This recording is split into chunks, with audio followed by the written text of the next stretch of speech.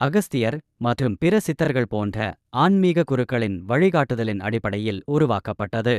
சித்தர்கள் தங்கள் தனித்துவமான திறமைகளுக்காக அறியப்பட்டவர்கள்.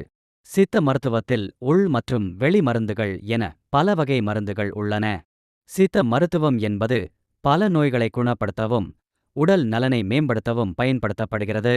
சித்த மருத்துவத்தில் உள் மருந்துகள் 32 வகைகளும் வெளி மருந்துகள் 32 வகைகளும் உள்ளன.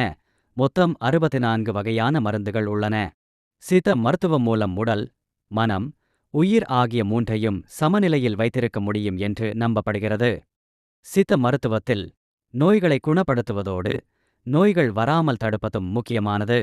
மேலும் சித்த மருத்துவத்தில் மரணத்தை தள்ளி போடவும் ஆயுளை நீடிக்கவும் முடியும் என்று நம்பப்படுகிறது.